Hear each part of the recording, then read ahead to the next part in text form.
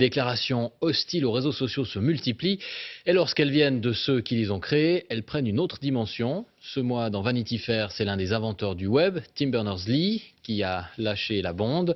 Voici ce qu'il dit: le web a desservi l'humanité au lieu de la servir et a échoué sur de nombreux points. Et il n'est de loin pas le seul à le penser, jusque dans la Silicon Valley elle-même. Martina Shiba.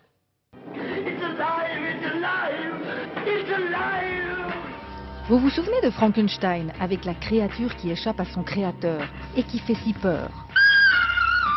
Eh bien, à la Silicon Valley, c'est un peu pareil. Les créateurs des réseaux sociaux ne likent plus ce qu'ils ont eux-mêmes fabriqué. Tim Cook, patron d'Apple, dans le journal The Guardian en janvier. Je ne veux pas que mon neveu utilise les réseaux sociaux.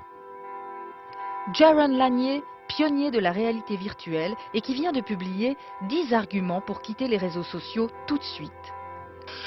Je ne peux plus appeler ça des réseaux sociaux. Je les appelle des empires de modification du comportement.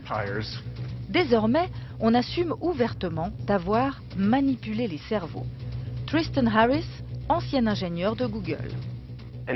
Dans les années 70, quand vous parliez au téléphone, il n'y avait pas des centaines d'ingénieurs de l'autre côté de l'écran qui savaient parfaitement comment fonctionne votre psychologie.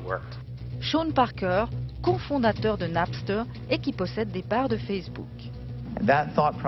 Notre réflexion était comment capturer un maximum de votre temps et de votre attention. Pour ça, nous devions vous fournir des pics de dopamine. Par exemple, on a créé des likes sur vos posts pour vous pousser à continuer.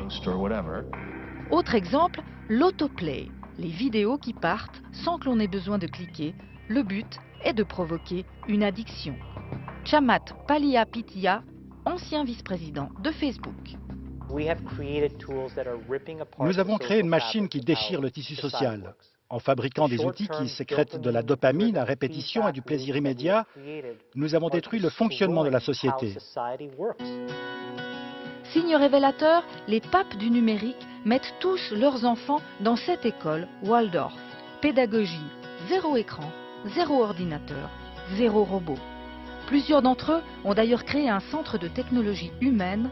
Objectif, reprendre le contrôle d'une société prise en otage par la technologie. L'affaire de chacun.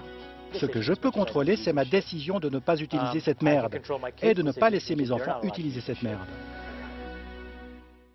Bonsoir Martina Shiba. Bonsoir. Quand on entend ces propos dans la bouche de ces gens-là, c'est quand même assez fou. Ils proposent même des conseils pour se détacher de son téléphone. Oui, c'est complètement surréaliste. C'est comme si les fabricants de cigarettes ou les producteurs de junk food donnaient des conseils pour apprendre aux gens à se passer de leurs produits. Mais ce cri d'alarme demande surtout que la technologie soit mise au service de l'humain et pas l'inverse. Alors quels sont les conseils qu'ils nous donnent pour reprendre la main?